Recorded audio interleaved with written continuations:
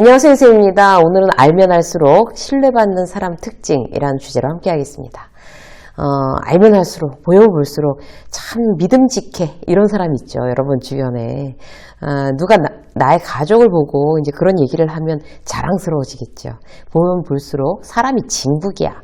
뭐 이런 사람들은 도대체 어떤 특징을 가지고 있을까? 오늘은 이제 함께 이제 그 부분에 대해서 알아보는 시간을 갖도록 하겠습니다. 알면 할수록 신뢰받는 사람은요, 첫 번째, 3번 듣고 1번 말합니다. 가장 기본적인 조건인데 결코 쉽지 않아요. 말 없는 사람으로 보이지만 실은 내공이 상당히 필요한 거죠. 누구나 말하는 건 쉽지만 듣는 건 어렵기 때문에 그렇습니다. 친구들하고 만났을 때도 내가 말하는 게 쉽지 듣고 앉아있는 건 노력이 필요한 거예요. 가만히 아무 반응 없이 듣는 건 듣는 게 아니라서 그래요. 그러니까 일단 잘 듣는다는 거는 적절한 리액션이 필요해요. 그래서 내가 상대의 이야기, 그 상대에게 이제 별로 관심이 없어요. 그냥 눈에 띄지 않는 그런 이제 그 동료예요. 그런데 나한테 고민을 이제 상담해 오기 시작했어요. 그럼 나는 어떨까요? 별로 평소에 친하지도 않고 관심도 없었던 동료가 그런 얘기들을 심각하게 하면 지루하겠죠. 그런데 나를 믿고 용기를 내서 상담하는 그 동료한테 최선을 다해주는 게 바로 고수입니다. 고개를 끄덕이고 말의 내용에 따라서 막 안타까운 표정을 짓거나 재미있는 표정을 짓거나 다양한 얼굴의 변화를 보여줘야 되고, 중간에 그게 이렇단 말이지 이렇게 요약을 하면서 확인을 해주기도 하고, 근데 그거는 왜 그렇게 한 건데? 이렇게 질문도 해줘야 아주 적당한 리액션이 되는 거죠. 에너지가 많이 드는 게 바로 이제 경청이라는 거예요.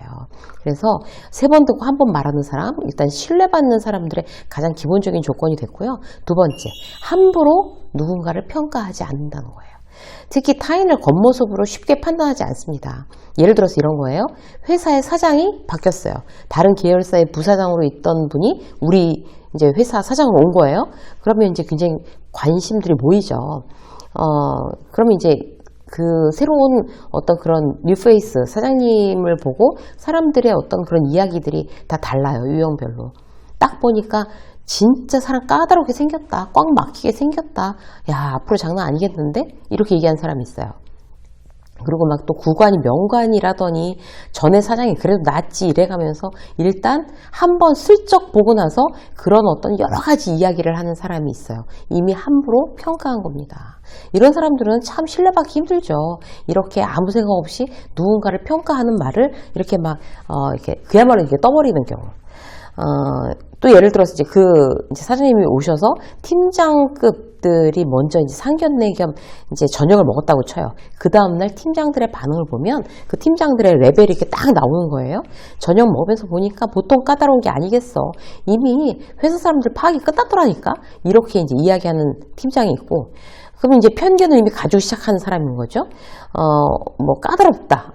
그런 이미지를 이미 가지고 시작하는 거잖아요. 한 번밖에 안 봤는데. 다른 팀장은 이렇게 얘기하는 거예요. 글쎄, 이제 사진 어때요? 이렇게 누가 물어보면, 글쎄, 잘 모르지. 아직 한 번밖에 안 만났는데, 차츰 알아가야지 뭐. 이렇게 이야기하는. 그러니까 누군가에 대한 어떤 평가나 그런 부분을 보류하는 이런 사람들은 이미 다른 수준인 겁니다. 신입사원이 들어왔을 때도 마찬가지예요. 첫날 이제 회식하고 환영회라고 잘 놀았어요. 누구 잘 놀더라, 누구 똘똘하더라. 이미 처음에 보고 자신의 호불호를 다 드러내는 리더, 자기 발등 자기가 찍는 리더입니다. 호감을 보인 신입사원 외에는 다 적으로 돌려 세우든지 마음의 문을 닫게 하는, 결국 자기 손해인 거예요. 리더가 그런 거를 공식적으로 이렇게 얘기를 한다는 거는. 더 중요한 거는 첫인상이 아니라 누군가 이제 실수했어요. 거래처에 말을 잘못 전달한 거예요.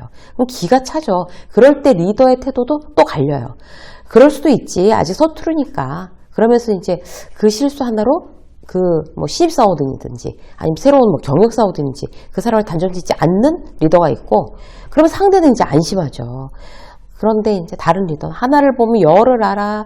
저 친구한테 일 주지 마. 거의 지뢰밭이다, 폭탄이다 이래가면서. 그러면 사람 하나 완전히 망치는 거 아주 그냥 간단하게 망칠 수 있습니다. 그 리더의 태도 하나 때문에 그렇습니다. 그래서 우리는 기본적으로 이제 어떤 상황에서든지 누구든지 함부로 평가하지 않는다. 이게 이제 내가 신뢰를 받기 위한 가장 기본적인 두 번째 조건이 되어 있습니다. 자, 세 번째. 모든 것에는 대가가 있다는 것을 알고 있는 거예요. 그런 사람들이 신뢰를 받죠. 자, 어떤 상황에서도 나는 어떤 걸 얻기 위해서는 대가를 치러야 된다. 이걸 알고 있는 사람의 태도는 다릅니다. 일단 그런 기준이 있는 사람은 일단 스스로가 편해요. 그러니까 자기가 평화로울 수밖에 없어요. 뭔가 얻기 위해서는 딱 그만큼 뭔가 포기해야 된다는 사실을 아는 거죠. 예를 들어서 이제 처음으로 내가 팀장이 됐어요. 남들보다 근데 빨리 됐어요. 이제 인정받아서. 이렇게 기대를 한 몸에 받고 빨리 리더가 된 사람들은 어떨까요? 스트레스 지수가 높아요. 이럴 때 스트레스를 덜 받는 방법은 뭘까요? 팀장으로서 인정받기 위해서는 대가가 반드시 필요하다는 걸 그야말로 인정하면 돼요. 팀장이 막 대우받고, 팀장님 대우받고, 일을, 자, 뭐, 김 과장, 김 대리는 이런 거 하고, 뭐, 이거 하고, 이렇게 일을 나눠주고 지시하는 것만으로 생각하면 안 된다는 거죠. 더 많은 경우의 수를 내가 공부해가지고 고민해서 챙기고 큰 그림을 보기 위해서 시간과 에너지를 정말 예전보다 뭐 비교할 수 없을 만큼 더 드리고 팀원들의 정서 상태, 어떤 능력의 크기, 장단점을 파악하는데도 노력을 기울여야 합니다. 공짜가 없다. 리더란 특혜보다는 노력이 더 요구되는 자리다. 라는 걸 아는 거. 그리고 그걸 알고 나면 이제 과감히 포기할 건 이제 이제 하게 되고, 그러면 유능한 리더로 더 한 발짝 다가가는 거예요. 뭘 포기할까요? 자기가 누릴 수 있는 시간 포기하고 이제 팀을 위해서 그 시간을 써야 되는 거죠. 그 사실을 아는 팀장만 인정받습니다. 또 다른 예를 들어볼까요? 우리가 살면서 대가를 이제 반드시 치러야 된다는 거 안다는 거, 내가 가진 모든 걸 다 유지하면서 더 플러스 알파로 얻기는 힘들다는 거 냉정하게 이제 인정하는 거예요. 되고 싶은 내가 있잖아요. 바디 프로필 찍을 만큼 멋진 몸의 나. 그걸 원하면 대가를 생각을 해야 돼요. 나 그럼 뭐 어떤 걸 대가로 치러야 되지? 자, 술 일단 못 마시고, 음식 조절해야 되고, 운동 정말 죽기 살기로 해야 되고, 바디 프로필을 찍으려면 운동을 어떻게 해야 되는 거야? 제가 이제 우리 딸한테 물어보니까 우리 딸이 엄마 막 운동하면서 막 목에서 피맛이 나도록 그렇게 운동해야 된대요. 와, 목에서 피맛 나는 거, 그건 뭐 그렇게까지는 하고 싶지 않다. 막 제가 그랬어요. 농담으로. 그게 대가라는 거죠. 영어 잘하는 동료가 막 부럽다고 치자고요. 그러면 이제 어설프게 내가 뭐 하루에 30분, 1시간에서 되는 게 아니라 아예 작정을 해야 되는 거죠. 자, 난 뭘 대가로 치를 거냐. 내가 가지고 있는 시간, 노력, 대가로 이제 지불할 페이하는 거예요. 새벽에 잠 안 자는 걸로 페이하는 거예요. 전날 저녁 드라마 끊어야 되는 거고, 저녁 약속도 다 대가로 지불해야지만 내 동료처럼 나는 영어를 잘할 수 있다. 이렇게 생각하는 거예요. 이거 하려면 어떤 대가를 치러야 될까? 그걸 각오하면 스트레스 지수가 떨어질 수 있습니다. 인간관계에서도 이 대가를 치른다는 거는 아주 정확한 공식으로 딱딱 들어맞아요. 대표적으로 한 가지만 이제 예를 들어서 말씀드리면, 강한 사람한테는 강하고 약한 사람한테는 약하게, 이런 원칙을 가지고 있으면 실수할 확률이 확실히 떨어지죠.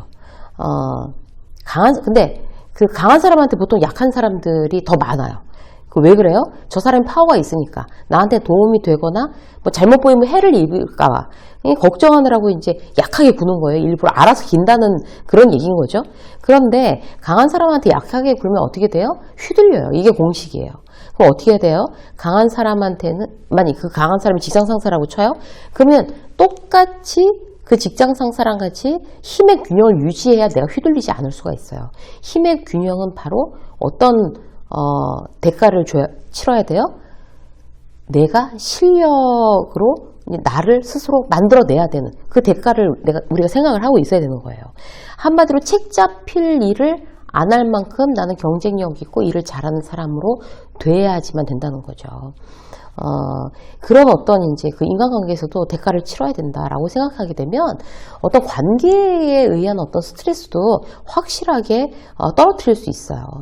직장 상사가 후배들한테 뭐 나의 직장 상사를 막 욕한다고 쳐요? 그럼 후배들이 나를 다른 데 가서 또 욕한단 말이에요. 그게 바로 대가예요. 내가 한 실수 그대로 이제 준 대로 그대로 받게 되는 거죠. 그 집에 들어가서 이제 힘들고 귀찮아서 가족들이랑 대화 안 해요? 점점 멀어지는 거예요. 일부러 시간을 내서 투자해야지 어떤 사랑이라는 걸 획득할 수가 있습니다. 사랑이라는 걸 획득하기 위해서 나의 어떤 노력이라는 대가가 들어가야 되는 거죠. 이게 모든 면에서 이제 대가가 있다는 어떤 원칙, 인간관계나 어떤 모든 다른 면들이 다 그렇습니다.